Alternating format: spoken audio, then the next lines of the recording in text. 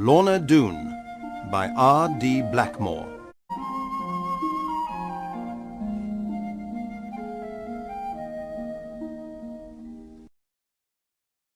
(1) The End of School Days.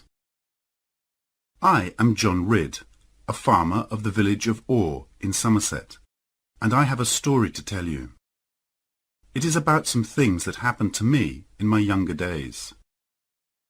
On the 29th of November, 1673, when I was 12 years old, John Fry, a worker from our family's farm, came to collect me from my school at Tiverton. He rode his horse up to the gate, leading my own little horse behind him. He was 2 weeks early, so I knew something was wrong. "What are you doing here, John?" I asked him. "It's not the holidays yet." He would not look at me. "Oh, I know that, young Master Ridd. But your mother has saved the best apples and cooked some wonderful cakes, all for you." "And father? How is father?" I said. It was usually father who came to collect me, and it was strange that John Fry hadn't said anything about him. "Oh, he's very busy on the farm just now," he said. But John wasn't his usual self, and I knew this was a lie. When I had packed my bags and said goodbye to my friends, I got on my horse and we started the journey home. It was a long journey from Tiverton to Orr, and in places the road was very bad. John Fry would still not tell me why he had come to collect me, or answer my questions about father. He looked unhappy about something, but I tried to hope for the best, as boys always do. On the hill, at the end of Dulverton town, we saw a big coach with 6 horses.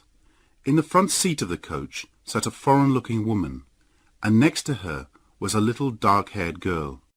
I could see from the girl's soft skin that she was from a rich family, and I felt too shy to look at her more than once. She didn't look at me at all. Opposite them sat a very beautiful lady in fashionable clothes, and next to her was a little boy who was about 2 or 3 years old. The woman in the front, I thought, must be the servant of the family. I always remembered the family afterwards, because I had never seen people who were so grand and so rich. After Dulverton, the road got worse and worse, and soon we came into a very dangerous part of the country. This was Exmoor, a place of high, wild hills and deep valleys. And on Exmoor lived a family of robbers called the Doones. Everyone was afraid of them. They had robbed and murdered on Exmoor for many years, and had grown very strong. Now it was getting dark, and a fog was coming down. It was just the kind of night when the Doones would be out, and we were coming near to the path that they always used. I wanted to ride fast and cross the Doone path as quickly as possible, but John Fry knew better. "Go slowly and quietly," he said, "if you want to see your home again." But when we came to the valley where the Doone path was, we heard the sound of horses. "Hide," said John, and we rode our horses off the path and hid. But I wanted to look at the Doones, and went up onto a hill above the path. From there I saw a frightening sight. Below me, moving quietly, were 30 horsemen. They were heavy, strong men, like all the Doones, and they were dressed for battle, carrying guns. Tied to their horses were all the things they had stolen. Some had sheep or other animals, but one man had a child across his horse, a little girl. She had on a very expensive dress, and I thought it was probably for this that the Doones had stolen her. I could not see whether she was alive or dead, but the sight of that child made me sad and angry. When we got home to the farm, my father did not come out to meet us, not even when the dogs ran up and made a lot of noise. Perhaps he has visitors, I thought, and is too busy to come out. But really I knew this was not true. I went away and hid. I didn't want anyone to tell me anything. I heard my mother and sister crying when they came out to find me, but I could not look at them. Later they told me everything. My father had been killed. he had been murdered by the Doones. It happened on his way back from the market at Porlock on a Saturday evening. He was riding with 6 other farmers, and the Doones stopped them and asked them for their money. The other farmers passed their money over at once, but my father was brave. He rode at them, waving his long stick above his head. He managed to hit quite a few heads, but one Doone was waiting at the side of the road with a gun and shot him. Although we knew it was the Doones who had killed my father, it was useless even to ask the local judges or law officers to do anything about it. They were afraid of the robbers too, or were even helping them. The Doones did almost anything they wanted on Exmoor. They were not local people. They came from the north of England, where their leader, Sir Ensor Doone, had been a rich man with a lot of land. But he argued with his cousin, the Earl of Lorne, who had even more land, and because of the trouble he caused, the king took away nearly everything that Sir Ensor owned. A proud, angry man, Sir Ensor refused to make peace with his cousin, and without his land and farms he became very poor. Then he found that people who had once been happy to know him now turned away from him. After this, Sir Ensor lived his life outside the law. With his wife and family and a few servants, he looked all over the country for a place to live, where no one would know him and he could start again. He chose Exmoor, where few people live, and found the perfect place to build a new home. This was the place we now call Doone Valley. It is a green valley far from any town, surrounded by steep, rocky mountains.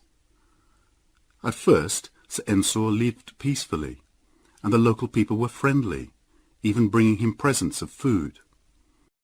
But as his sons grew older, they did not want to work as farmers, and they began to take whatever they needed from the local farms and villages. They carried off farmers' daughters to be their wives and give them sons. And so, over the years, the Doone family became bigger and bigger.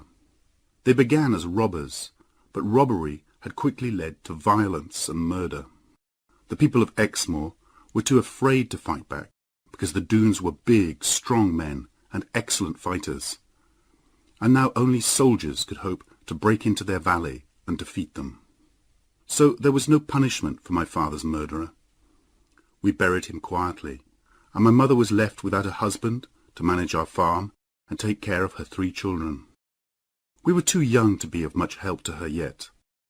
I was the oldest. Then there was Annie, 2 years younger than me. Then little Lizzie. For a while I wanted revenge. I was strong and growing stronger every day. But my mother always calmed me down when I talked of revenge. She did not want to lose me too, and I used to worry about what would happen to her and my sisters if I were killed. We tried to get on with our lives, but we missed my father terribly. Sometimes my mother and Annie would remember him and cry, and sometimes John Fry saw me with tears in my eyes, which I said was because of the cold wind. Lizzie, though she was the cleverest of us all, was too young to really understand what had happened. So the months passed. I learned how to shoot with my father's gun, and I worked hard on the farm to help my mother.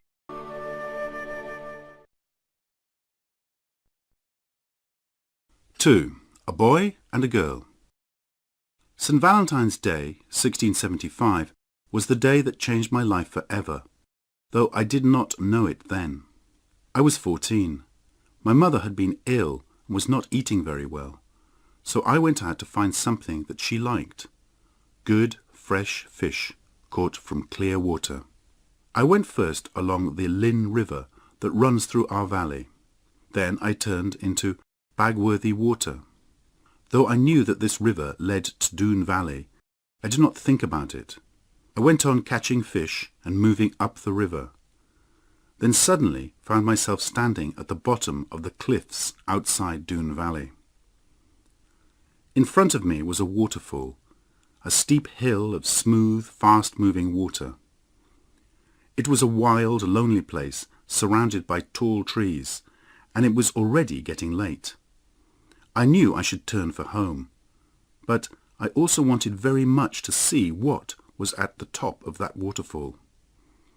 It looked a dangerous climb, but if I did not climb it, I would always remember that I was too frightened to do it. So I climbed. The water beat against my legs, once knocking me down so that I nearly drowned, but I pulled myself up and went on. When I reached the top at last, my arms and legs were aching, and my feet were cut by the rocks. I fell in the grass, exhausted. When I opened my eyes, for a few seconds I didn't know where I was. But, kneeling beside me, touching my face with a leaf, was a very young girl. "Oh, I'm so glad," she whispered softly as I sat up and looked at her. "Now you'll try to be better, won't you?" I had never heard as sweet a sound as this girl's voice, nor seen anything as beautiful as the large dark eyes that watched me, full of care and wonder. I stared at her without speaking, noticing her long, shining black hair. "What is your name?" she said. "And how did you get here? And what have you got in your bag?" "They're fish for my mother," I said. "Very special fish. But I'll give you some if you like." "Dear me, you're so proud of them when they're only fish. But look at your feet. They're bleeding. Let me tie something round them for you." "Oh, I'm not worried about them," I said bravely. "My name's John Ridd. What's your name?" "Lorna Doone," she answered in a soft voice and looked down at the grass. She seemed afraid of her own name. "Lorna Doone. Didn't you know?" I stood up and touched her hand and tried to make her look at me, but she turned away. I felt sorry for her, and even more sorry when she started to cry. "Don't cry," I said. "I'm sure you've never done any harm. I'll give you all my fish, Lorna, and catch some more for my mother."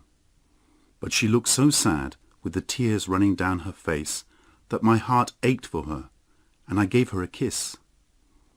At once my face turned red. Here was I, just a simple farmer's boy, but she, though young, was clearly a lady and far above me. She turned her head away, and I felt I should go, but I couldn't. She turned back to look at me. "You must go," she said. "They will kill us if they find us together. You have found a way up into the valley, which they could never believe. You must go now, but when your feet are better, you can come and tell me how they are." She smiled at me, and I could see that she liked me. We talked for a while longer, but then a shout came down the valley. Lorna's face changed from playfulness to fear. We whispered our goodbyes, then Lorna ran away from me and lay in the grass, pretending to be asleep. I hid behind some rocks and saw 12 cruel-looking men come walking down the valley, looking for Lorna. One of them, the biggest of them all, a man with a long black beard, found her. "Here she is," he said. "Here's our little queen." He picked her up and kissed her so hard that I heard him. Then he put her on his shoulders and carried her away. But as she went up the valley on the back of this frightening man, Lorna turned and secretly held up her hand to me. Now I had to find a way out of the valley and get home. I almost broke my neck several times climbing down the mountain, and I did not get home until long after dark. My mother was angry with me, but I would not say where I had been. After my adventure, I thought a lot about the strange little girl I had met in Doone Valley, but I never really imagined I would go back to the valley again. So after a while I thought less about her and got on with my work on the farm. 3. Back to Doone Valley. The months and the years went by, and I grew very tall and strong, as my father had been. By the time I had finished growing, I was bigger than any man on Exmoor, and could pick up John Fry with one hand and hold him in the air, until he begged me to put him down. My sister Annie grew more and more beautiful every year, with her wide blue eyes and soft brown hair. She was so kind and so gentle that everyone loved to be with her, and it is easy to understand why my mother's cousin, Tom Faggus, fell in love with her. Tom Faggus was someone that our family was both proud and ashamed of. For a time, he was one of the most famous robbers in England, and people still tell the stories of his adventures all over the country. He had been an honest farmer once, but a rich man had used the law to steal his farm, and after that Tom took his revenge on all rich men he met on the roads. Perhaps that was why he was so popular with the people, as he stole only from the rich, gave generously to the poor and sick, and never hurt anyone in his life. While I was still a boy, he came to our farm one day, asking my mother for food and a bed for the night. At first my mother told him to go away, fearing that we children would learn bad ways from him. But in the end she agreed. "You may be a bad man in some ways," she said to him, "but there are far worse than you. So come and sit by the fire and eat whatever we can give you." Tom always had a smile and a good word for everybody, and was great fun to be with. All the time he was with us, I saw Annie looking at him very kindly, and over the years we had many more visits from him. As for Lizzie, I never thought anyone would fall in love with her. She was small and thin, and perhaps a little too clever. You never knew what she was going to say next. But I should not talk in this way about my own sister. My mother didn't seem to grow any older, and was still pretty and as good-hearted as ever. She had never forgotten my father, and as the years went by, she still sometimes cried for him. In all this time, if I thought of Lorna Doone at all, it was only as a kind of dream, and the Doone men went on robbing and killing just as they pleased.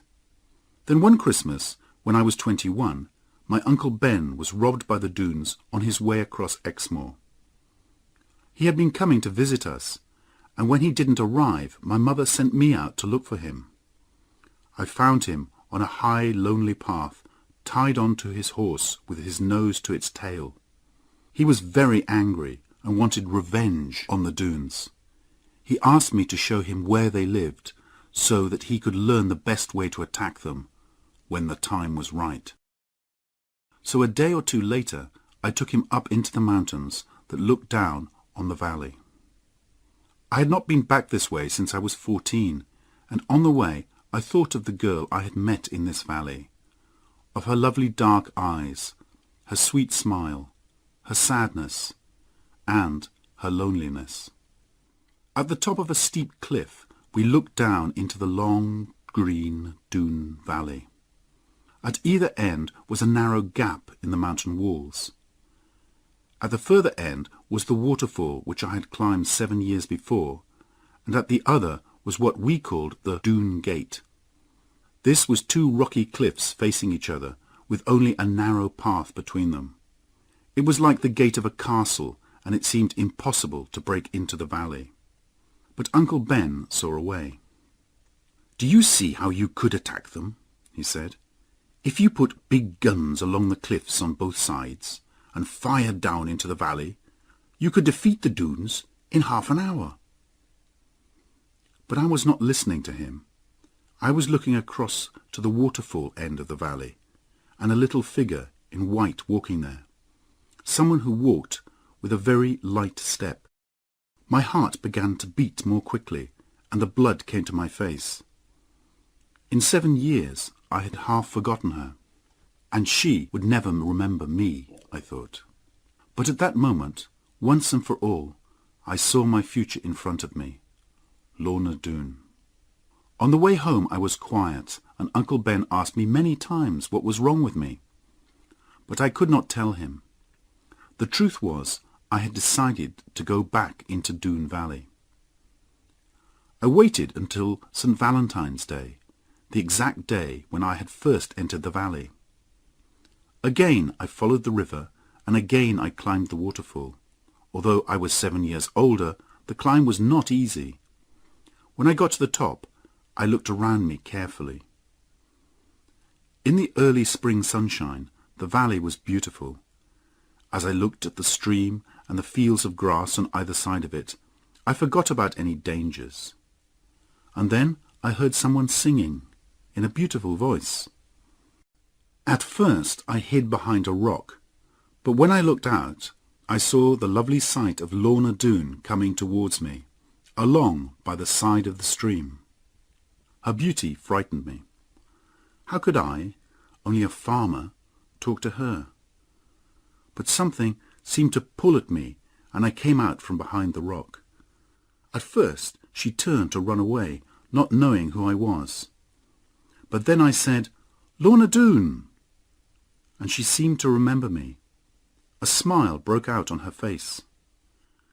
"I'm John Ridd," I said, "the boy who gave you those beautiful fish 7 years ago, today." "Oh, yes, the boy who was so frightened that he hid behind those rocks. I remember. And do you remember how kind you were, and how you wanted to help me?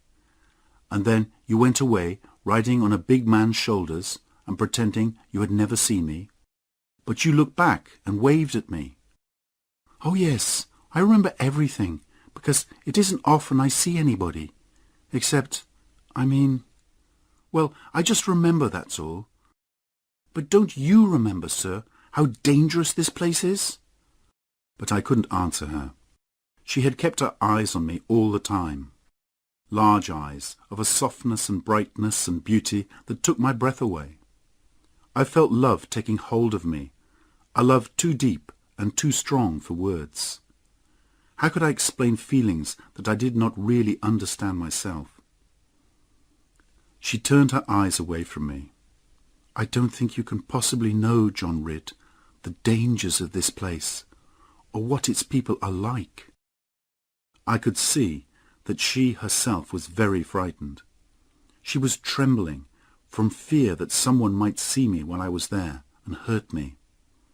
To tell the truth, I also grew afraid and thought I had better go and say no more until the next time I came. I touched her white hand softly. "Don't be afraid," I said. "I'll go now, but I'll come again soon and bring you some fresh eggs from our farm." She reminded me again of the danger. "But," she went on, "it seems that you still remember your secret way in." And she smiled at me.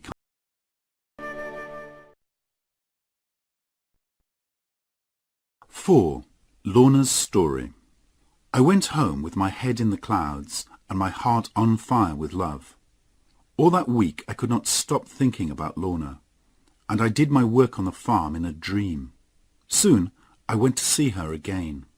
This time, when she saw me, she came quickly towards me. "Mr. Ridd, are you mad?" she said. "There are men on guard all round the valley. We must hide at once." She took my hand and led me to her secret place, which was a kind of room hidden in the rock of the mountain. It was a green, peaceful place, open to the sky above, but the only way into it was through a narrow entrance in a cave. I gave her the eggs I had brought her as a present, and at this she began to cry. "What have I done?" I asked. "It's nothing you've done," she said. "It's just a sadness that I feel when I see anything from the world outside. And you've been very kind, and I'm not used to kindness." I wanted to put my arms around her and kiss her, but I knew this would be wrong. So I sat and listened, and I think this made her like me more, because she began to tell me her life story. She told me everything except what her feelings were towards John Ridd. "Only 2 people ever listened to me, or tried to help me," she began. "One is my grandfather, Sir Ensor Doone, and the other is my uncle, a clever man whom they call the Counsellor. My grandfather is a very old and very hard man, except with me. He seems to know what is right and wrong, but not to want to think about it. And the Counsellor smiles a lot and talks about what is right and good, but he never does a good thing himself. My Aunt Sabina used to take care of me, and she taught me very carefully. She was a good person, honest and kind, and when she died, it was like losing a mother. Now there is only one woman I can talk to, Gwenny, my servant. She is my closest friend. I don't remember my father, but they say he was the eldest son of Sir Ensor Doone, and the bravest and best of them all. They say, because of that I am their queen. I dream of a world outside this one, Mr. Ridd, a world of peace. This valley is green and beautiful, but all around me is violence and robbery and stupid behaviour. I can't come down to their level. I can't forget myself and live like them. And strange questions come to me that they can never answer. When I try to think about the past, about my early childhood, I can't remember anything. I want to know what I am and why I am in this place. I suppose you think that's strange. Perhaps people who are happy and at peace don't need to ask questions like those. Here Lorna began to cry again. I could think of nothing to say, but I dried her eyes for her. Mr. Ridd, I am ashamed and angry at myself for talking so much like this. But you, who have a mother who loves you, and sisters, and a quiet home, can't tell how lonely it is to live as I do. I have this secret place to come to, because I begged them for it. Only grandfather and the councillor come here, and sometimes Carver, the councillor's son. No one in the valley is as strong or brave as him, but he is not like his father. He is rough and violent, always quick to be angry, and will listen to no opinion except his own. There is talk of him wanting to marry me, but I would rather die than marry Carver Doone. Now you see how unhappy I am here. I would escape and go anywhere, but I know it would hurt my grandfather. This was too much for Lorna, and she couldn't tell me any more. She broke down and cried. I talked to her gently and kindly until she began to worry again about the danger I was in.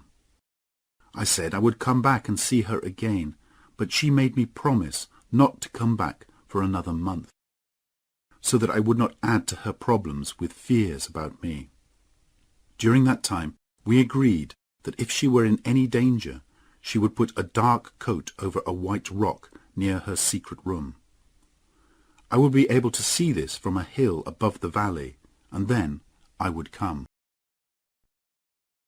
5. To London. But I was not able to see Lorna again as soon as I had hoped. Before the month had passed, I was called away from home in a very strange and unexpected way.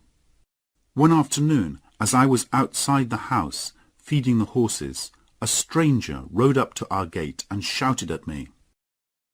He was a tough-looking, hard-faced man, about 40 years old, with small, quick eyes, and he was dressed very differently from the way we dress in Exmoor.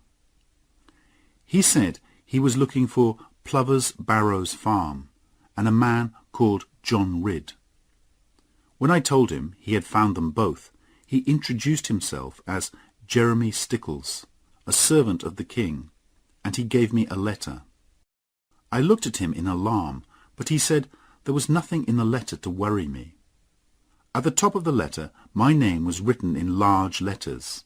I read, "To John Ridd, this letter is to order you to appear before the king's judges in London and tell them anything you know about some matters which may be harmful to the king and the country." Jeremy Stickles seemed very pleased by my fear and surprise at the letter, but he said again that no one was going to hurt me. All I had to do was tell the truth. When my mother read the letter, she became very worried and began to cry. She wondered how the king had heard of me and what he wanted to do with me. But Mr. Stickles, who wasn't really as hard as he seemed, explained everything carefully to her. He told her that the king only knew of me because stories of my great size and strength had reached even London. He had heard I was a good man and thought I could help him. That was all. This made my mother feel better, but I was very unhappy. I was thinking of Lorna. How could I tell her I was going away? I had promised not to go back to the valley for a month, and that was still a few days away. But how terrible it would be if she came to look for me at the end of the month and I was not there. I would have to break my promise and go before the agreed time. Mr. Stickles was happy to stay at the farm for 1 or 2 days to try our good Exmoor food. So I used the time to look for Lorna. But I saw nothing of her in the valley, and no signal that she needed me. There was nothing else I could do. Mr. Stickles wanted to go, and I had to leave for London without seeing her. A journey to London was both long and dangerous in those days because of all the robbers on the roads. As I said goodbye to my mother and sisters and took my last look at the farmhouse, I felt very miserable. But Jeremy Stickles was a good companion. As we rode, he told me many amusing stories of London life, and we became the best of friends. I did not like London. It was a crowded, dirty place, not at all like Exmoor. And even worse, I had to wait more than 2 months before the King's judges were ready to see me. There was a lot of trouble in London at that time, with arguments between the King and the City of London. Nobody had time to talk to John Ridd, but I was not allowed to leave and go home. At last I was called to see Judge Jeffreys. Jeremy Stickles had told me about Judge Jeffreys. He was the King's chief judge, and there were terrible stories about him. He became very angry if anyone argued with him, and he had sent many of the King's enemies to their deaths. In the room I walked into, there were 3 men sitting on high seats, and they were dressed in very rich clothes. In front of each of them was a desk with pen and paper. The man in the middle seemed to be the most important. He was a big, heavy man with a square chin and a kind of fire in his eyes. He was a man that almost anyone would be afraid of. This was certainly Judge Jeffreys. He gave me a terrible stare and asked me who I was and where I came from. When I had told him, he said, "Well done, John Ridd. You have answered me without fear. I remember this matter now. I will ask you some questions." He looked at me more closely. "In Exmoor," he said, "there is a family of robbers. Is that true?" I told him it was. "And why isn't your local judge doing anything about them?" "I suppose he's afraid, my lord. The robbers are very strong, and their valley is hard to attack." "But they must still answer to the law," Judge Jeffreys said. "What's the name of these people, and how many of them are there?" "They are the Doones, and we think there are about 40 men in the valley." "I will do something about these thieves," he said. "Perhaps I will come down to the west myself." But then he stared hard at me again and asked, "Is there any sign in Exmoor of any dislike of the king?" "No, my lord. We don't know much about him."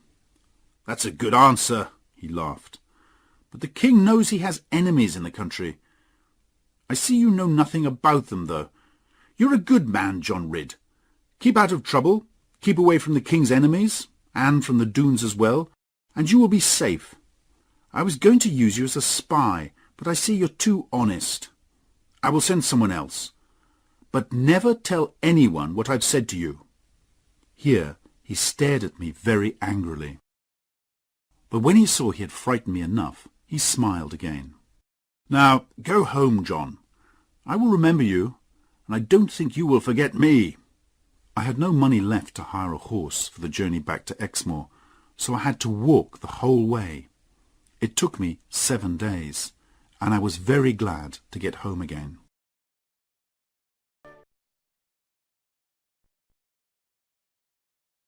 "6. Lorna's new troubles. When I arrived at the farm, Mother held me tightly and cried for half an hour. I gave everyone all the presents I had bought for them in London. But of course what I wanted to do most of all was find Lorna, and see how she was. I wanted to tell Mother all about her, but the thought of my father's murder by the Doones stopped me. There was little chance that Lorna would love me, So why should I worry my mother about it?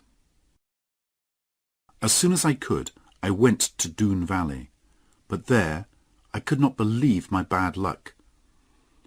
When I looked from the cliff top, I saw Lorna's sign, her coat on a white rock. She had needed me, and now perhaps I was too late to help her. I climbed round the outer cliffs to the waterfall, and was soon looking down towards the green fields of the valley. I stood and waited, not caring now if anyone saw me. And then, at last, a little figure came towards me. I could see she was frightened, so I went towards her slowly. "Miss Lorna, I saw your sign on the white rock that you needed me." "Oh, yes, but that was a long time ago. 2 months or more, sir." And she looked away. She looked so sad that I thought everything was over between us, and tried to turn away and go. But when she saw that I was hurt and ashamed, she ran towards me and took my hands. "Oh, John, I'm sorry. I didn't mean to hurt you," she said. How happy I was to hear her call me John. Then she led me away to her secret room, through the cave in the mountain. Since it was partly open to the sky, plants and flowers were able to grow there, and now, in the late summer, it was beautiful. She could not look at me at first, but when she did, I could see that she had been crying. "My grandfather is not well," she said, "and now Carver Doone and his evil father, the councillor, have more control over the Doones. They want me to marry Carver. Not immediately, I'm only 17, but they want me to give my promise, in front of my grandfather, that I will marry Carver. They say it's for the peace of the Doones. That's why I left the signal out for you, Mr. Ridd. They wanted to force me, but my grandfather would not let them. They won't do it, at least while grandfather is alive. But they're watching me and following me, and I can't go where I want any more. Gwynnie is helping me. If she wasn't, I couldn't even be here talking to you. But perhaps even you don't care about me any more." Her eyes filled with tears, and I quickly explained about my journey to London. I told her how much I had missed her, and how I had worried about her all this time. Then I showed her the present I had brought her from London, a ring with blue and white stones. At first she cried even more, and then came and sat so close to me that I began to tremble. Then I picked up her hand, and, while I was pretending to look at its beauty and softness, put the ring on her finger. "Oh, Mr. Ridd," she said, her face going red. "I thought you were much too honest and simple ever to do something like this. No wonder you are good at catching fish. But no, John, you have not caught me yet, not completely, though I like you very much, and if you will only keep away, out of danger, I will like you even more." With tears still in her eyes, which seemed to come partly from wanting to love me as much as I loved her, she kissed my head. Then she gently took my ring off her finger, and kissing it 3 times, gave it back to me. "John, I cannot take it now," she said. "It would not be right. I will try to love you dearly as you could wish. Keep the ring for me until then. Something tells me I will earn it very soon." This time I promised Lorna that I would not come back to see her for 2 months. If Carver or the councillor became violent towards her, she would signal me as before. 2 months was a long time to wait, but because of what she had said to me, I was happy.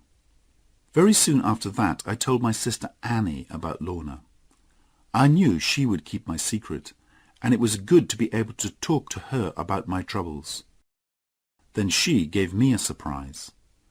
Tom Faggus had asked her to marry him, and she had agreed.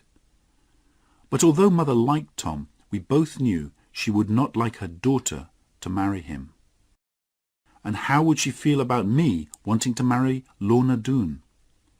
We promised to help each other if we could. On the very first day after the agreed 2 months, I went to find Lorna. But this time, when I got to the top of the waterfall, she was not there. I waited for hours, but she didn't come. Then I saw something that made me afraid for her. While I was hiding behind a tree, a big man appeared, walking lazily down the valley. He wore a wide hat, a dark jacket, and tall boots, and he carried a gun over his shoulder. As he came closer, I could see his face clearly, and there was something in it that turned me cold with a kind of horror. It was a face that never smiled, and in his eyes was only cruelty. I did not doubt that this was Carver Doone. And this was the man, I thought angrily, who planned to marry Lorna? He had no idea I was there, but I almost hoped he would discover me. If we could fight hand to hand, a fight between us would be fair, as he was the only man I knew who was near my size. But I knew it would be a mistake to fight Carver. Whether I won or lost, the Doones would learn about me, and I would never see Lorna again. When, by the evening, Lorna had still not appeared, I went home. I went back to the valley every day for 2 weeks, but never saw Lorna. I saw Carver Doone again, though, walking with his gun round the top of the valley, and that worried me. I was sure that Lorna was in danger. I would go into Doone Valley and find her. This time I decided to go by the Doone Gate.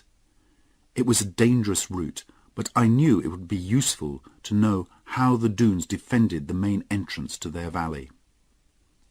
At night, the Doone Gate, with its tall black cliffs and sharp rocks, was a frightening place. There were no guards outside, and very quietly and carefully I entered the narrow, dark path between the cliffs. Soon I saw a light shining round a corner of the cliff, and, staying close to the rock wall, I stepped carefully up to the corner and looked round it. 2 guards were sitting by the light, with their guns on the ground beside them.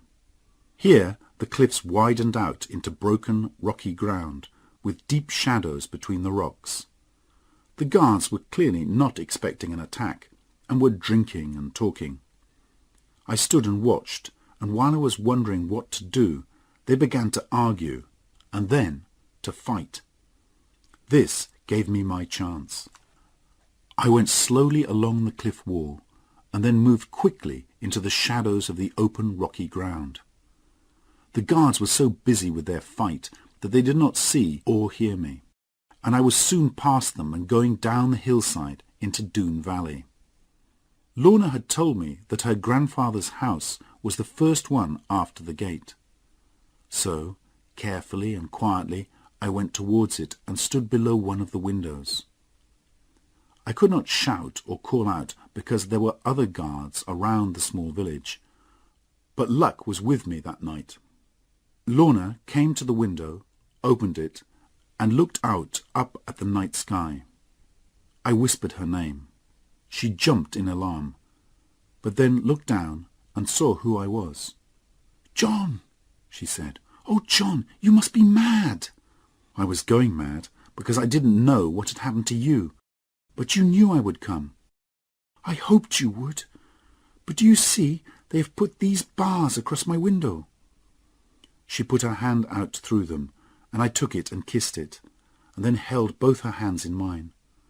"Oh, John, you'll make me cry," she said, though I could see she had already been crying. "We can never be together. Why should I make you unhappy? Try to forget me." "Never," I said. "If we want to belong to one another, Lorna, no one can stop us. Only God, if he wishes it. Now tell me, why have you been kept in prison here?" "My grandfather is very ill now. I'm afraid he won't live long. The councillor and his son are the masters of the valley. They want me here where they can see me, so that I can't escape from Carver. And Gwynnie is not allowed to move about now, so I couldn't send you a message or signal you. You must watch this house day and night, John, if you wish to save me. There is nothing they wouldn't do. If my poor grandfather... Oh, I can't think only of myself when I should think of him." "How can I leave you even one more night here, Lorna?" I said. "You must, John," she said. "You're so brave, but I love you too much to let you stay any longer. Yes, it's true, but I cannot leave my grandfather while he's dying. So, if you love me, John, you must go." "I'll go for now, but when I hear that your grandfather has died, I will come and get you out of here. If I promise to take you safely away, will you come with me?" "Yes," she said. "Of course I will." So now I took her hand in mine again and put my ring on her finger. I had kept it in my pocket since the day I had first brought it to her. This time she kept it, though she cried and held my hand tightly. "Oh, John, this can never, never be," she said.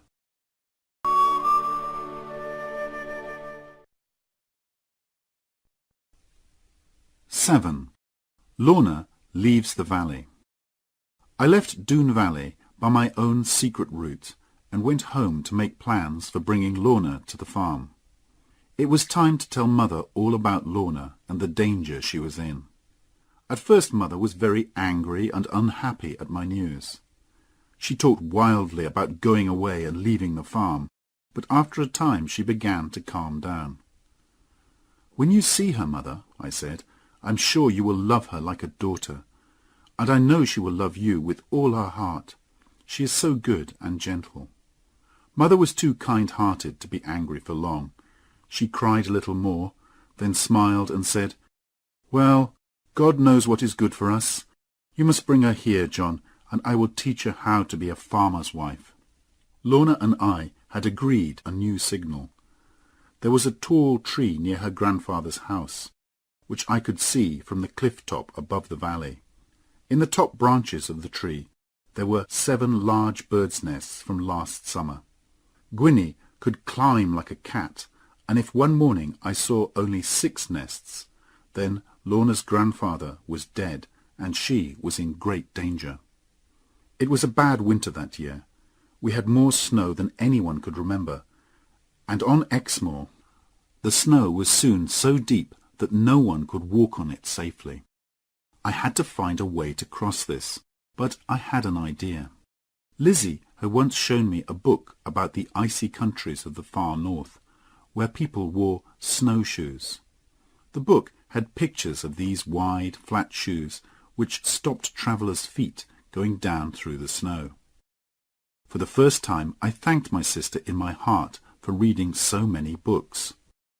I found some wood and animal skins, and soon I had made some snowshoes, like the ones in Lizzie's book. We had a sled on the farm, which we used when the ground was covered in ice. A horse could not pull it in this weather, but with my snowshoes I could. I could use it to carry Lorna and her servant. Some days later I saw only 6 birds' nests in the tree, and that evening I tied myself to the sled and left for Doone Valley. I took the sled to the waterfall, which was now a fall of ice, and tied it up there. Then I continued on foot, going around the south side of the valley towards the Doone Gate. But when I looked down, I saw there was a quicker way to reach Lorna. The sides of the valley, like everything else, were covered in deep snow, and here the snow was smooth and icy. I looked around to check that there were no dunes in sight, then sat down on the icy snow and pushed myself off.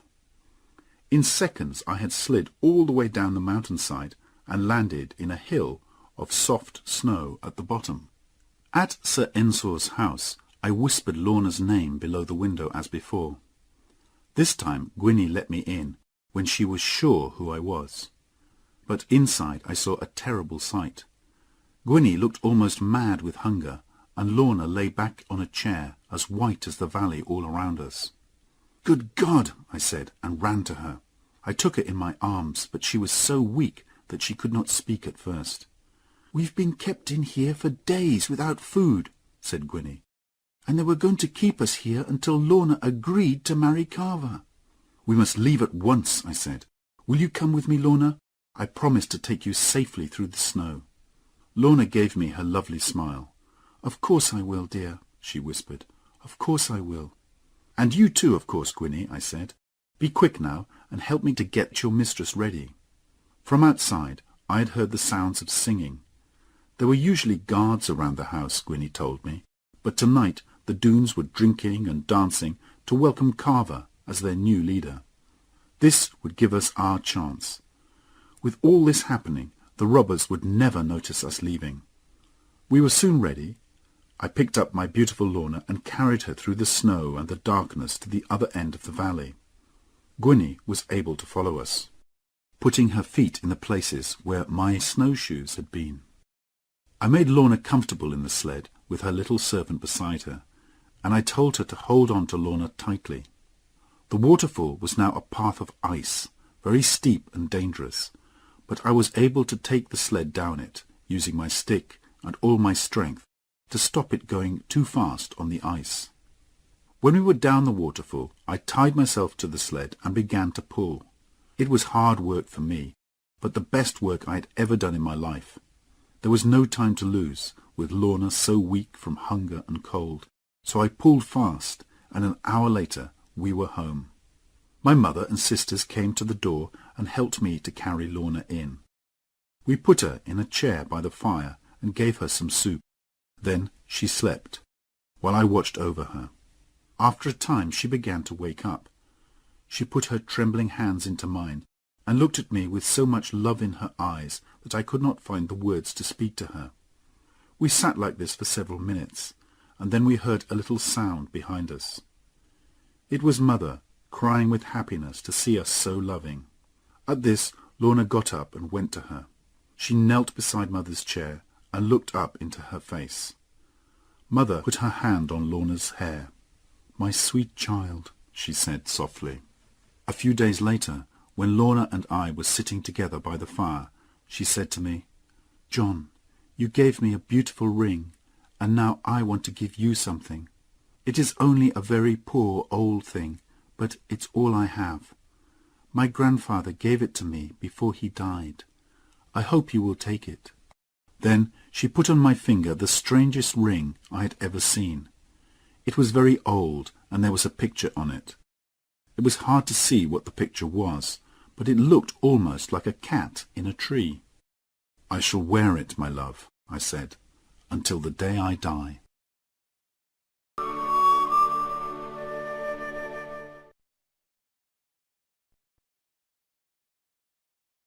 "8. The Attack." Soon everybody in our part of Exmoor knew that Lorna Doone was at Plover's Barrows farm, so I knew the Doones would come looking for Lorna as soon as they could. But for now the weather saved us. They could not move in the snow, and when the rains came in spring they had even bigger problems. The rains were heavy, and when the snow also turned to water, the rivers became very high. In Doone Valley the robbers' homes were almost under water.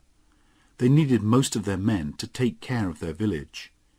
If they attacked us, we knew it could not be with as many men as they would like. Spring also brought a visitor for Annie. The snows had kept Tom Faggus away from the farm all winter, but now he came to see her, and he had something to tell her. "Before the snows came," he said, "I went to London, and I have something to show for it." Then out of his pocket he took a letter. It looked very important, and had the king's sign on it. "What do you think it is?" We all looked at it, but it was full of long lawyer's words, and no one could understand what it meant. "I'll tell you what it means," laughed Tom. "It means that I'm not a criminal any more. This letter says that the king is ready to forget all my years as a robber, and I am a free man." We all wondered how this could be, but then Tom explained. "I spoke to Judge Jeffreys. He knows me. He said, 'If you promise never to rob again, you can go free. There's enough for the king to worry about in this country already, with all his enemies. So if we can forget about you, that's good enough for us.'" Everyone felt proud of Tom. We thought it had been very brave of him to go to Judge Jeffreys, but now he had something even better to tell us. With the money he still had, Tom had bought some land. He was going to live an honest life and be a farmer again. So we were not surprised when Tom asked Mother if he could marry Annie. Mother was not very sure of the new farmer Faggus. She was afraid that he would get bored with farming and go back to being a robber. But she could see that he loved Annie very much, and between us, Annie and I managed to persuade her. Now we began to prepare for the Doones' attack.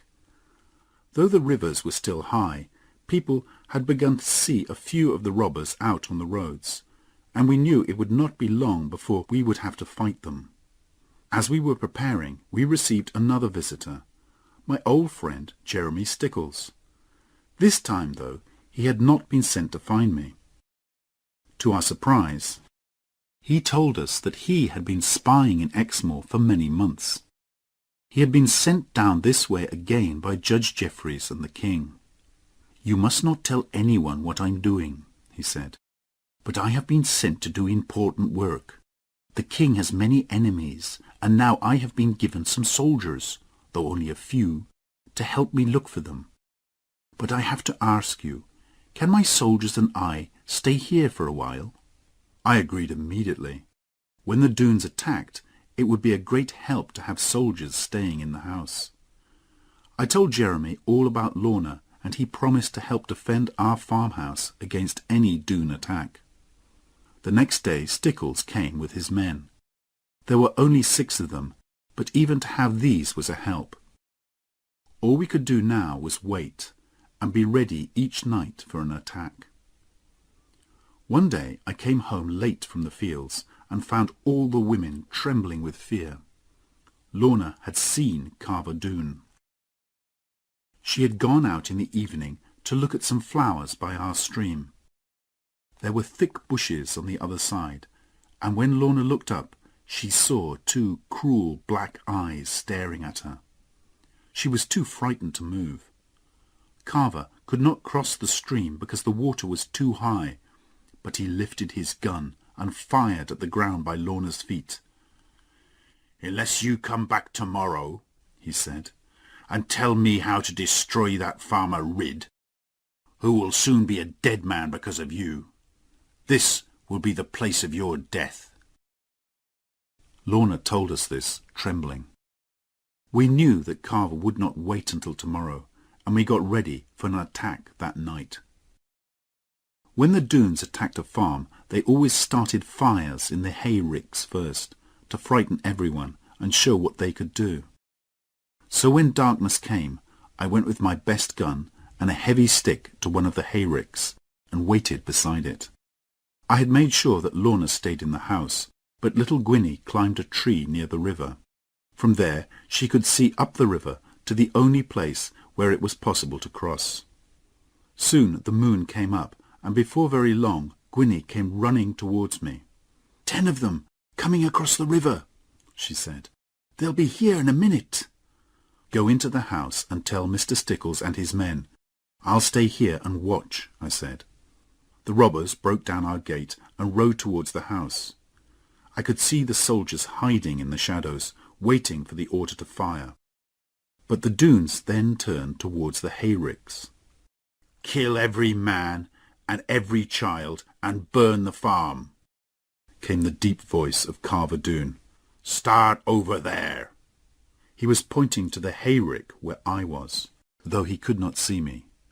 "But remember, Lorna is mine, and I will kill any man who touches her."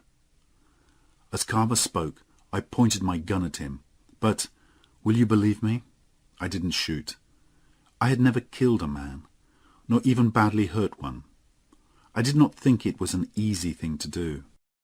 Now I can say that I wish I had killed him. But I put my gun down and picked up my stick, a more honest weapon than a gun, I thought. 2 young Doones came towards me with burning sticks. The first put his stick to the hayrick I was standing near, and it started to burn. I hit him on the arm and heard his bone break as he fell over with a shout of pain. The other man ran to see what had happened, and I took his fire stick and broke it. Then he jumped at me, but I caught him, broke his arm, and threw him on top of his friend. I could still see Carver and wanted to jump at him, but I knew he would simply shoot me. While I was thinking about it, there came a loud noise and 6 tongues of flame from near the farmhouse. Stickles had ordered his men to fire at the Doones as they came towards the house. 2 fell, and the others ran back. They had something to think about now. No one had ever fought the Doones as we were doing that night. Now my moment had come. I came out from my place near the burning rick. I knew Carver Doone by his size, even in the shadowy moonlight. And I took hold of him by the beard. "Do you call yourself a man?" I said. For a second he was too surprised to do anything. No one had ever looked at him the way I did now. He lifted his gun, but I was too quick for him, and knocked it out of his hand. "Now, Carver Doone, take warning," I said. "You think you are so much better than everyone else, but you are no more than an evil robber. Lie low in the dirt from which you came." Then I kicked his feet from under him and knocked him down. When they saw that he was down, the other Doones ran, but Carver simply got up and walked away, shouting at me and everyone. We wondered whether to chase the Doones, but Mr. Stickles said it would be too dangerous on the moor in the dark. One thing was certain. The robbers had known defeat that night on our farm, something they had never experienced since the day they came to Exmoor, and they went home without 4 of their men. 2 were dead, shot by the soldiers, and the other 2 were the men whose arms I had broken by the hayricks. We buried the dead men in the fields, and Jeremy Stickles sent the 2 wounded men to the prison in Taunton.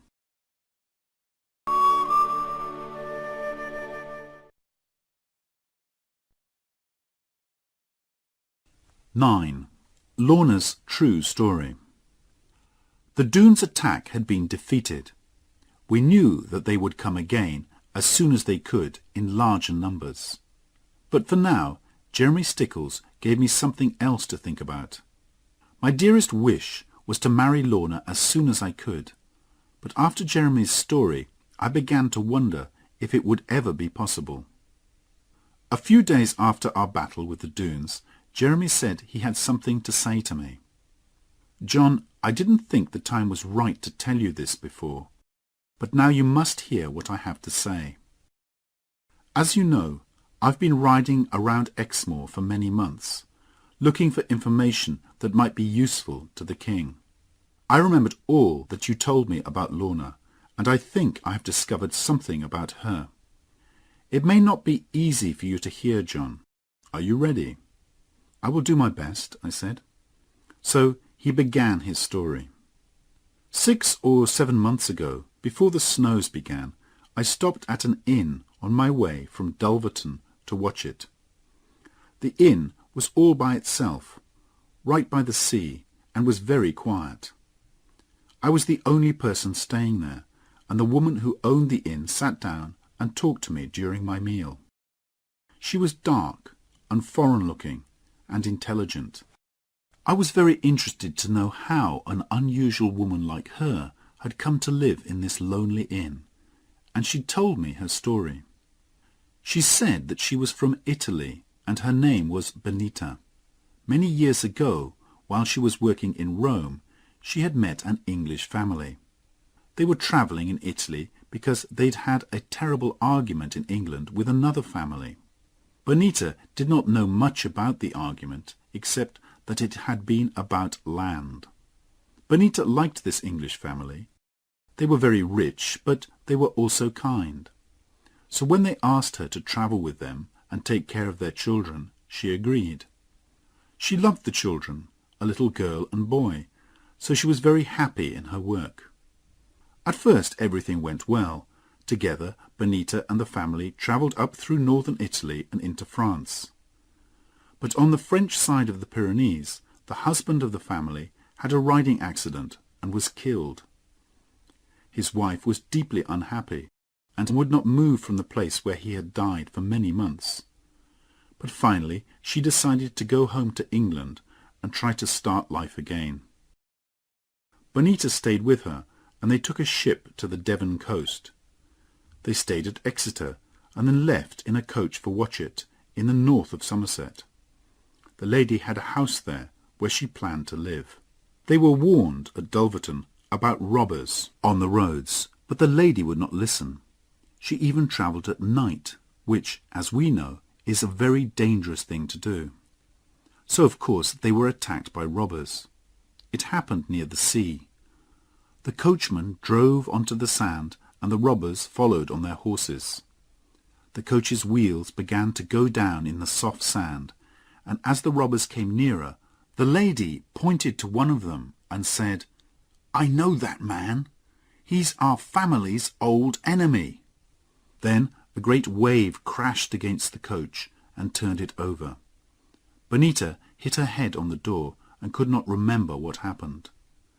The next thing she knew was that she was lying on the sand and the robbers had gone. She looked around for her mistress and saw her sitting on a rock with her dead son in her arms. The little girl had disappeared.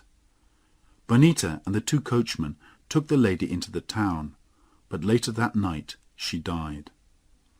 "This is a sad story," said Jeremy. "Give me a drink, boy." I saw that there were tears in the brave man's eyes. "What was the lady's name?" I asked. "And what happened to the little girl? And why did Bonita stay there?" "I will answer the last question first," said Jeremy. "That's the easiest. Bonita stayed in that place because the Doones, if that's who they were, stole everything from the coach, and she had no money. She could not go back to Italy. She married a man who lived near the place because he was kind and could give her a home." "But the little girl, Jeremy, what happened to her?" "John, can't you see it? You're more likely to know than anyone in the world. As certain as I sit here, that little girl is Lorna Doone." The truth was, I had guessed this almost from the beginning of Jeremy's story, but it was almost too painful to believe, and I wanted Jeremy to say it. When he described the coach leaving Dulverton, the picture was very clear to me, because I remembered that coach, with the foreign-looking woman, the beautiful lady, the little boy, and the young, dark-haired girl. I had seen them on the day John Fry came to collect me from school, on the day I learnt my father had died. I also remembered the frightening sight I saw later that night, of the Doones riding with the things they had stolen, and the one with a little girl across his horse in front of him. I also remembered my anger. Now I saw how the very same day had been the blackest and unhappiest of both my and Lorna's childhood days, and how, from the very start, our lives had been joined together. But there was still one question to answer. "What was the family's name?" I said. "The father was Lord Dougal. He came from a very grand family. But there is more to this. Look at your ring, John, the one that Lorna gave you. Look at that strange sign of a cat in a tree. I saw that same sign above the inn door. That is the sign of the house of Lorne. It is the family that Lorna's mother came from. John, your Lorna belongs to one of the richest and most famous families in England."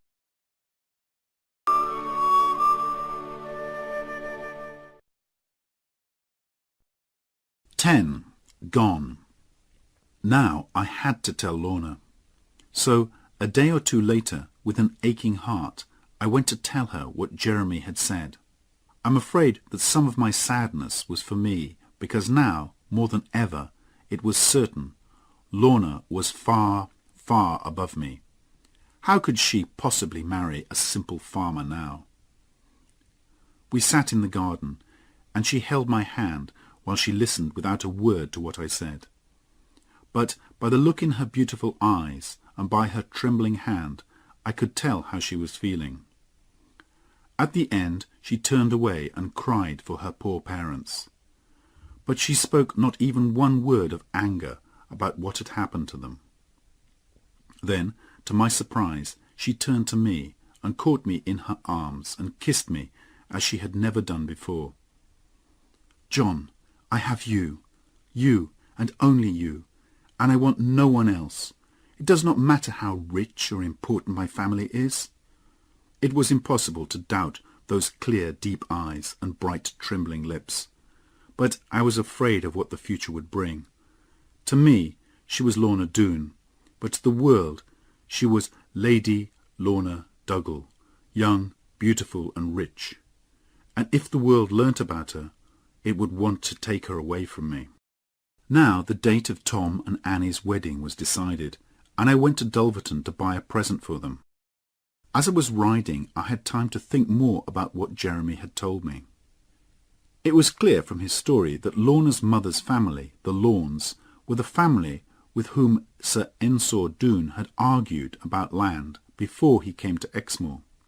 This explained why Lorna's mother had called him her old enemy when she saw him that terrible night. And this must be why the Doones had carried Lorna away and kept her and never told her who she really was. If they could marry her to a Doone before she learnt the truth, perhaps they hoped in this way to get the Lorne family's land. They would be rich and important again, and at the same time have revenge on the Lornes. But it would have to be a lawful marriage, so Sir Ensor had taken good care of Lorna and kept her safe from the wild Doone men, and Carver, seeing how beautiful Lorna had become, had decided to marry her himself. In Dulverton I stayed with Uncle Ben and his granddaughter Ruth. She was a beautiful and intelligent girl and had often been very kind to me. I did not spend too much money on a present in Dulverton. I was saving for my own wedding to Lorna. I had told her that if her family's great riches ever came to her, I would not touch any of her money. In fact, we had both agreed that we would give nearly everything to the poor and live simply. 3 days later, dreaming hopefully of the future, I walked into the kitchen at home and saw immediately that something was wrong. Then Mother and Annie told me that Lorna had gone. 2 men had come from London. They were lawyers and had been sent by the king's judges to take Lorna away. The judges had heard that she was still alive, and they and her uncle had ordered her to come to London. Her uncle was Earl Brandir, the last living person in her family, and Lorna now had to live with him. She could not refuse. She was not yet 21, so she had to do what this uncle and the judges said. Of course, she had begged the lawyers not to take her, but they said they had their orders and they could not wait for her to say goodbye to me. Upstairs, by my bed, Lorna had left me a letter. I ran up to read it. She said she loved me, and she said goodbye, and the letter finished like this: "John, we have been through so many troubles and dangers, but there is no doubt that we belong together. You must believe me. Whatever happens, I am yours." But I could not stop myself from thinking, it is over. Later I wondered how the judges and Lorna's uncle had heard that Lorna was still alive. Perhaps Jeremy Stickles had mentioned her in his spying reports to the king and Judge Jeffreys. Perhaps the Doones themselves had sent the news to London in order to get their revenge on me. The daughter of so famous a family would not be allowed to marry a simple farmer and live quietly in Devon. Jeremy was away on one of his spying trips now, so I could not ask him about it. But anyway, there was nothing he could do. The weeks and months passed, and life on the farm seemed lonely and empty.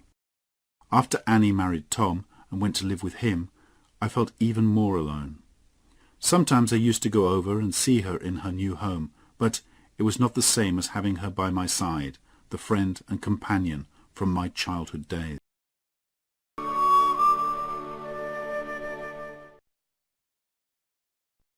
(11) Tom Faggus in danger.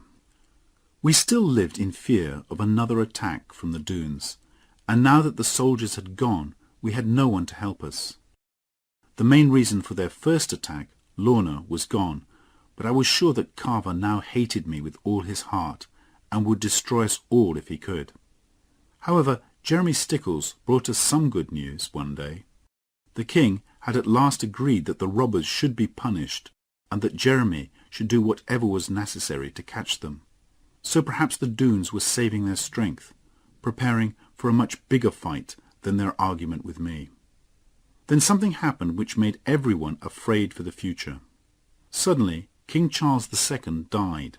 There was terrible trouble in England as everyone argued over who should be the new king, and soon fighting began. I wondered if all this would bring any danger for Lorna. But the truth was, I knew very little about her now. She had not written to me since the day she had left, or even sent a message. I only knew what I had heard from travellers in the town.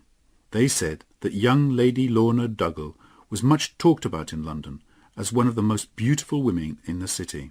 I became more and more certain that she had forgotten all about John Ridd among the brightest stars of London. In June the fighting became more serious. There was now a new king, James, the son of Charles II, but many people in Dorset and Somerset were against him and had joined an army of rebels.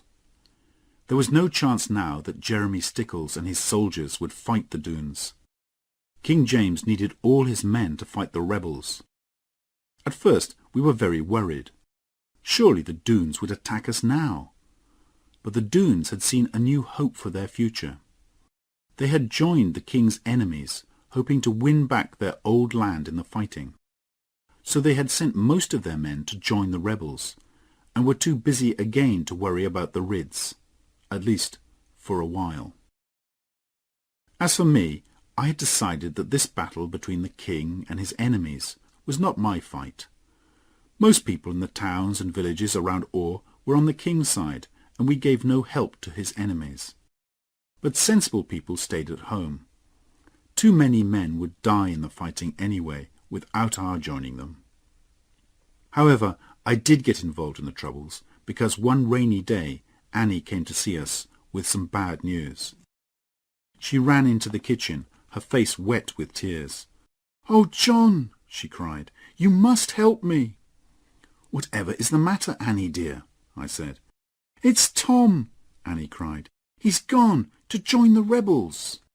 And you must go after him and bring him back." We had been afraid of this. Tom could not forget the excitement of his old life and had become bored with farming. Mother was very unhappy and did not want me to go, but I had to help my unhappy sister. And although I knew it would be dangerous, I was quite glad of the chance of adventure. Perhaps, who knows, I would learn some news of Lorna on my travels. So I promised to fetch Annie's husband home, and early the next morning I rode away on our fastest horse. I went from town to town, asking for news of the fighting, but it was 4 days before I finally found the two armies at Bridgewater. There had been a great battle the night before, which the rebels had lost, and many of them now lay dead or dying on the battlefield. I shall never forget that terrible sight. I thought Tom must be dead, and I walked all over the battlefield looking for his body.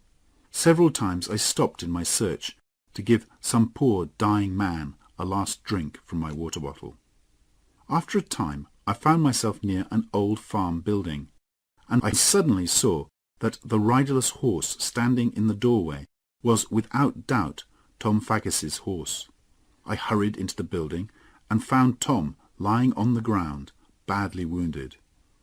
He could still speak, but only in a whisper because of the pain. "Put me on my horse, John," he said, "and she'll take me home. No one can catch her. She's the fastest horse alive. It's my best chance of escaping." He was right. The king's soldiers were still riding around the battlefield, looking for rebels to kill. So I tied up Tom's wound as best I could, put him on his horse, and turned the horse's head for home. "Thank you, John. I am safe now," he whispered.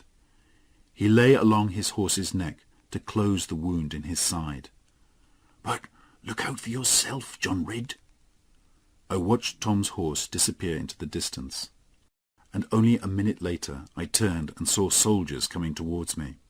"Stop," they said, "in the name of the king." "I'm not a rebel," I said. "I'm on the king's side, and—" But they would not listen to me. "You are an enemy of the king," they said, "and the punishment is death. I tried to argue with them, and as they laid their hands on me, I knocked one soldier to the ground. This made them even angrier, and the captain ordered his men to tie me to a tree and shoot me at once. There was nothing I could do against 20 men, so I closed my eyes and tried to think about Lorna and my mother. The captain gave the order to fire, but at the same moment I heard a horse coming towards us, and another voice shouting, "Stop!" It was Jeremy Stickles. He rode his horse between me and the guns and started to argue with the captain. His voice was the sweetest sound I had heard for a long time. The argument was soon over. I heard Jeremy mention Judge Jeffreys once or twice, and before long he had persuaded the captain not to shoot me. "This man, John Ridd, is my prisoner," said Jeremy, "and I shall take him to London for trial there." As we rode away together, I thanked Jeremy with all my heart for saving my life. "You're not safe yet, John," he said. "I know you're not an enemy of the king, but many people will not believe you. If you want to stay a free man and keep your farm and land, there is only one thing you can do. You must come to London with me and tell your story to Judge Jeffreys."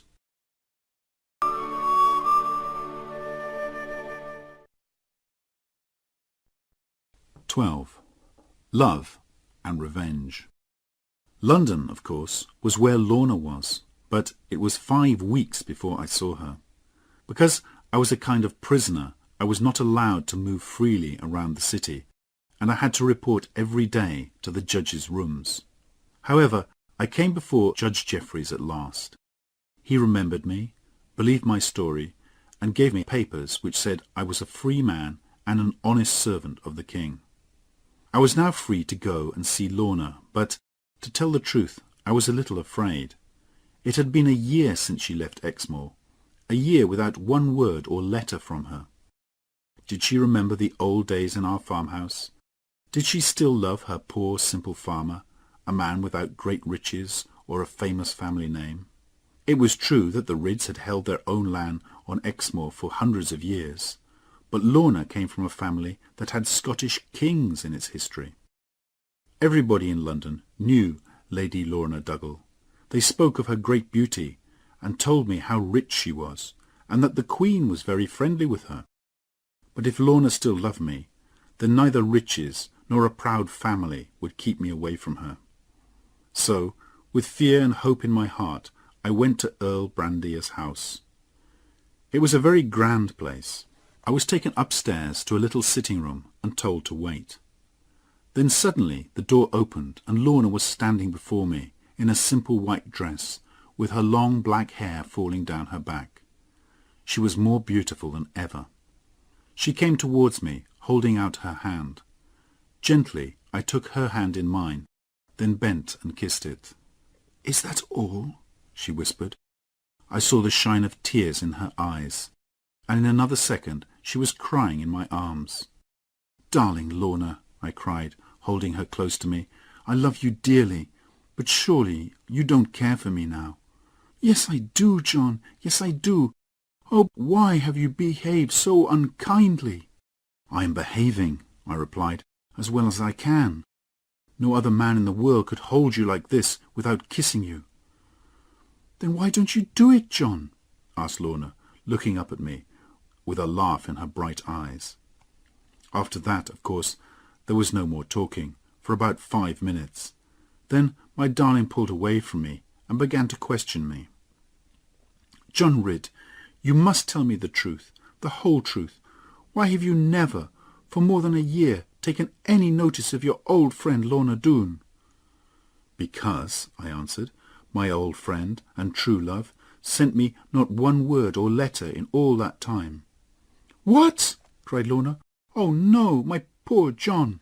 I have often suspected something like this, but she always said—" With these words she rang a bell very violently, and a few seconds later her servant, little Gwenny, came in.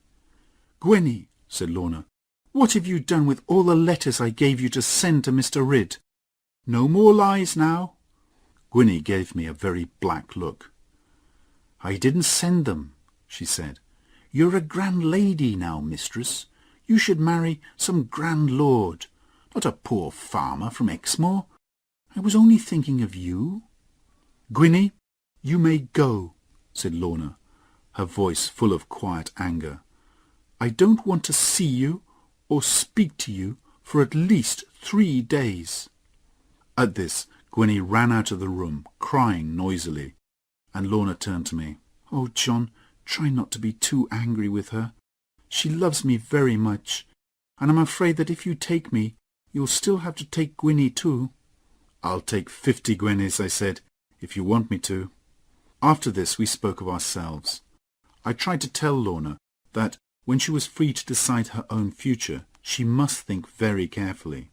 The world would say she was mad if she chose to become a farmer's wife. Of course, at Plover's Barrows Farm she would have a comfortable home, plenty of good food, and all the love and care I could give her. But it was not the same as being a grand lady who owned half of Scotland and who could marry any lord she wanted. Lorna could not wait for me to finish. "I decided long ago, dear John," she said very seriously, "that you must be my husband. I think it was the day you climbed up the waterfall with your shoes off and a bag of fish for your mother. So after all these years of loving, shall little things like money and a family name separate us? They mean nothing. I have not been here a year, John, without learning something. Oh, how I hate it! Only my uncle and Gwenny really care for me. All the rest are only interested in my land and money. Oh, John, you must never leave me. It would break my heart." Of course, I gave in at once and said, "Darling, you must do exactly what you please." For that she gave me the sweetest of kisses, and as I left, I went grandly down the great stairs of Earl Brandier's house, thinking of nothing else except that.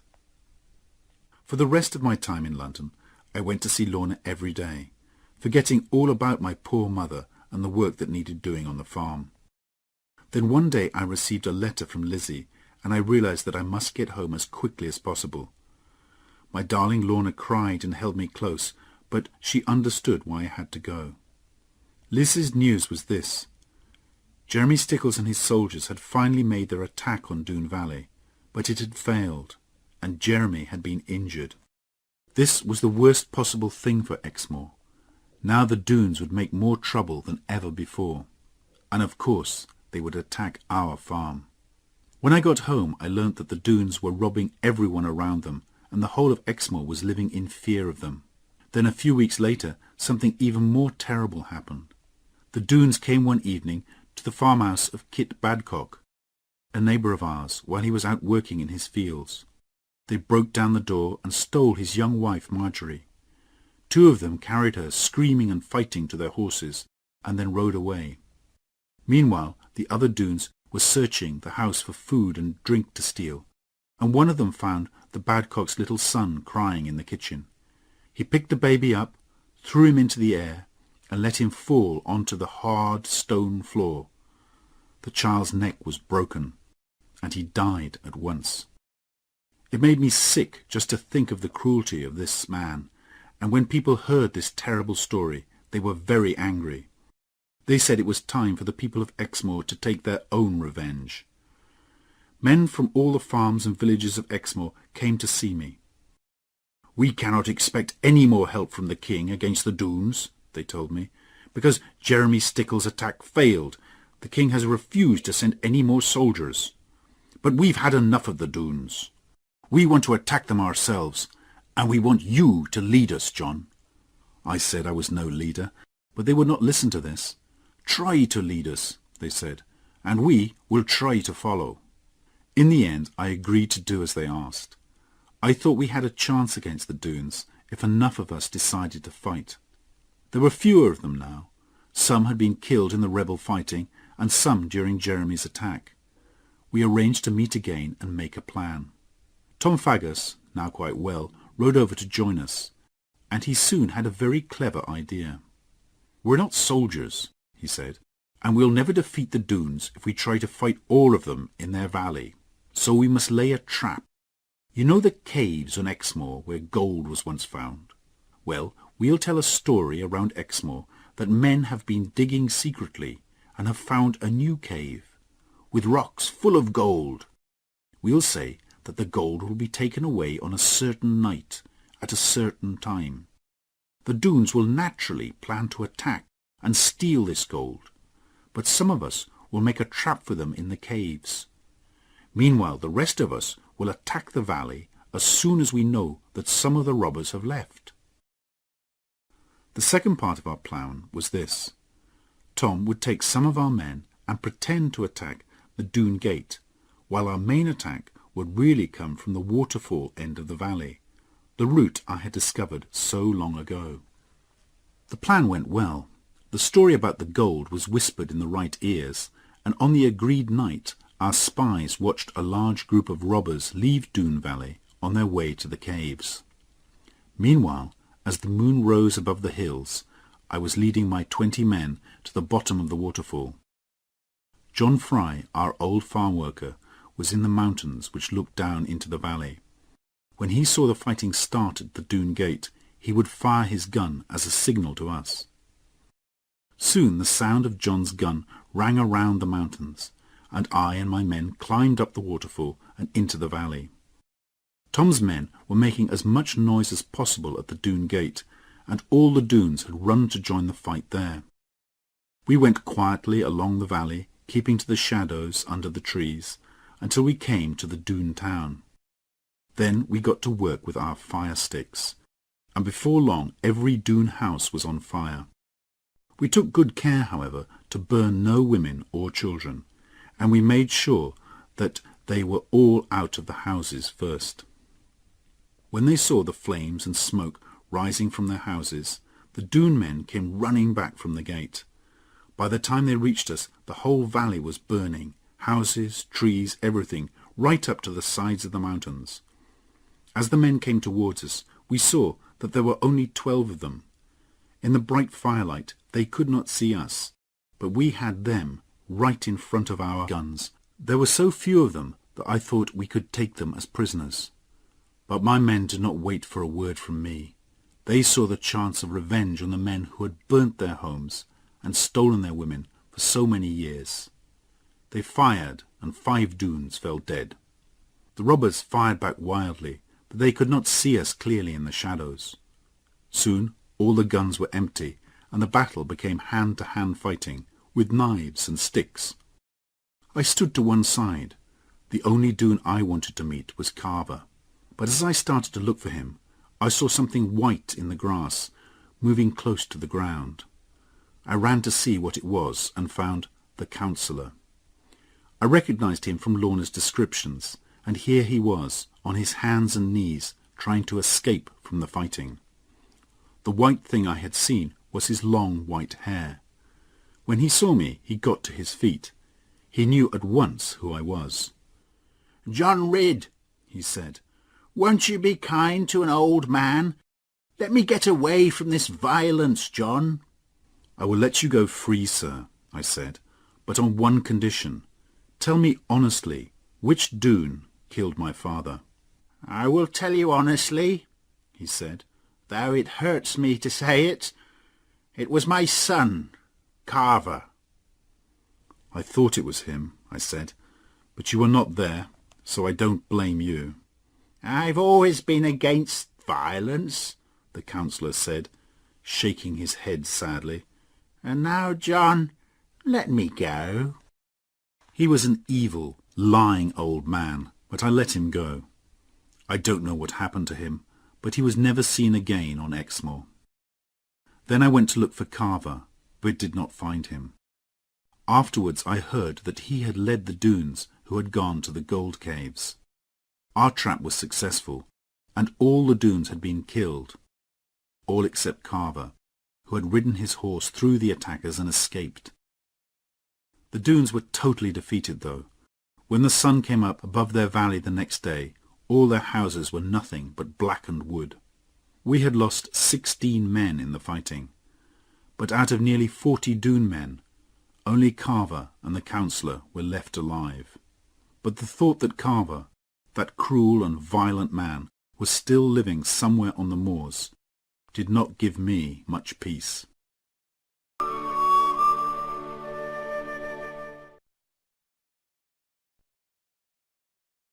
13. The Last Battle. The next thing that happened was the return of Lorna, my own darling. She stepped out of her coach and ran into the house, as happy as a bird to get home again. All the house was full of brightness and sunshine as she ran here and there, laughing and talking. Oh, how she loved this old chair! And she must see the kitchen fire. And where was her old friend the cat?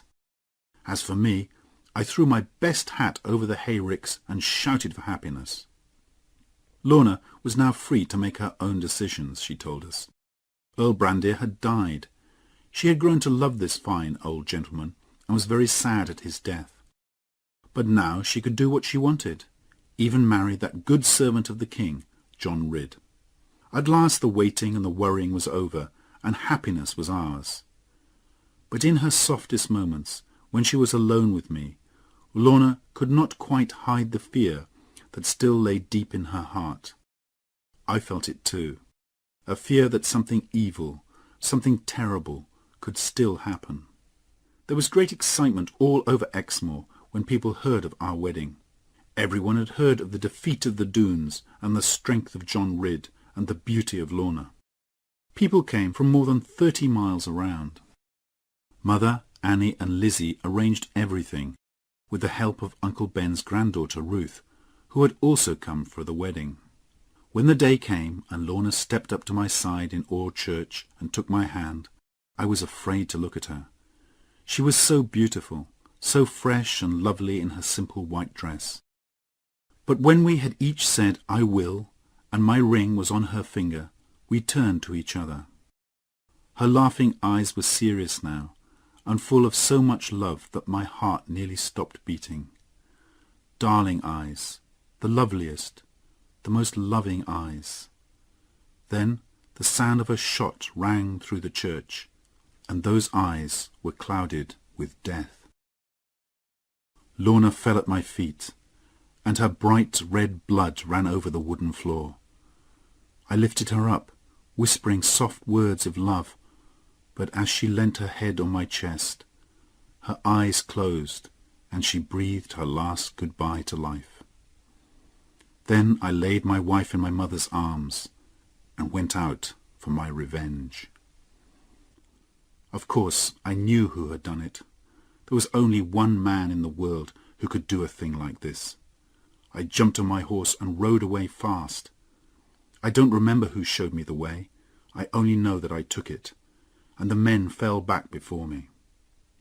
Soon the shouts of some men told me that I was getting close, and there, ahead of me, rode a man on a great black horse, and I knew that the man was Carver Doone. His life or mine, I said to myself, whatever God decides, but the two of us cannot live in this world one more hour together.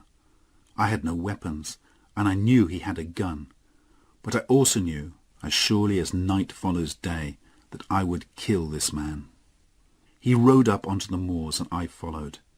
His horse was fast, but he did not know this part of Exmoor. He rode straight into a little valley from which I knew there was no escape, because at the end of it there was only a black, bottomless bog. As I rode after him, I reached up to a tree that was growing in the rocks above me and broke off a great branch. Then Carver turned the corner and saw what he was riding towards. He pulled back from the bog in fear, and turning his horse he fired and rode straight at me. The bullet hit me somewhere, but I took no notice. I put my horse across his path, lifted the branch above my head, and brought it down hard on his horse's head. Both horse and man crashed to the ground. Before Carver could move, I jumped down. He got up with a black look on his face and started to speak. For an answer, I hit him on the side of the face. I would not dirty my mouth by speaking to this man now. Then he ran at me and put his hands around my neck. I had never met strength like this, and felt my neck would break. But I took hold of his arm and almost pulled it from his shoulder. Then I took him by the neck, as he had done to me. His eyes burned with anger, and he threw himself against me. But God gave me great strength that day. In 2 minutes he was lying on the ground, half dead. "I will not hurt you any more," I said, when I could breathe again. "Carver Doone, you are beaten. Go on your way. Thank God you are alive, and never come near me again." But it was too late. The black bog had him by the feet. As he lay like a mad dog in front of me, the ground itself began to pull him in. In our murderous battle, we had not noticed where we were going. I only just managed to jump with my last strength from the terrible blackness. But I could do nothing for Carver. While his mad eyes stared and his arms waved wildly above his head, the black bog pulled him down and he disappeared from sight. I don't know how I got home. I had lost a lot of blood. By the time I got to the farm, I was riding in a dream. John Fry took my horse away, and Mother led me indoors. "I have killed him," I said, "as he killed Lorna. Now let me see my wife. She belongs to me, though she is dead." "You cannot see her now, John," said Ruth, coming forward. "Annie is with her now." "What does that matter? Let me see my dead one, and then die." All the women moved away from me, crying. Only Ruth stood by me and put her little hand in mine. "John, she is not your dead one. She may still be your living one, and your wife. But you must not see her now. The sight of you like this will certainly kill her." I could not understand what she was saying, but I let them lead me upstairs to my bed. The bullet had broken a bone in my chest, and I was soon in a fever. It was only much later that I learnt how Ruth had saved Lorna's life. When I had run out of the church, Ruth had taken control. She made John Fry and the other men carry Lorna home immediately. There she cut off the wedding dress, pulled the bullet from Lorna's wound, and stopped the bleeding with cold water. All this time Lorna lay still and white, and everyone was sure that she would die. But Ruth covered the wound with a cloth, kept her warm, and made her drink a little wine from a spoon. And after a while everyone could see that Lorna was still breathing. She lay close to death for many days, but with Ruth's loving care she slowly began to get better. Meanwhile I lay in my bed, only half conscious, and in my fever I did not believe them when they told me Lorna was still alive. I knew in my heart that she was dead, and I had no interest in life. A life without Lorna was worthless, without meaning. Mother cried, and thought that I would die. But after 6 weeks the fever left me. I was so weak that I could not leave my room. Outside the sun shone on the spring flowers, but in my misery I cared nothing for the beauty of the world. Then the next morning Ruth came to see me. "John," she said, "are you well enough to see your wife? I was afraid to bring her before while you were so ill." "I don't understand," I said, staring at her. She went away, then came back, and behind her was Lorna. Ruth closed the door and ran away, and Lorna stood before me. But she did not stand for long. She ran to me and managed to get into my arms, although they were too weak to hold her. She put her warm young face against mine and would not look at me, preferring kissing to looking. I felt my life come back to me. I felt the happiness of living and of loving.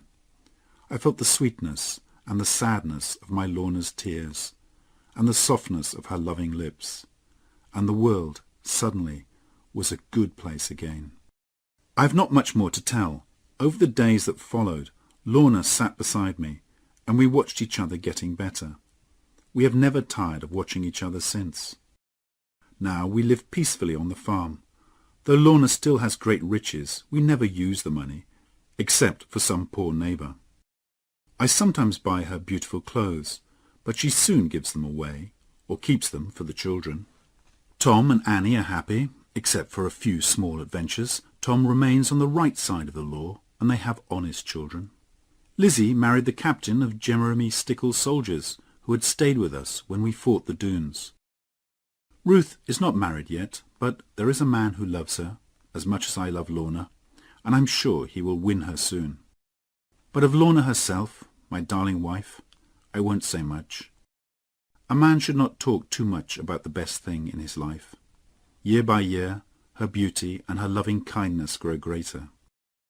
And after all this time, and all that has happened to us, she is still my Lorna Doone.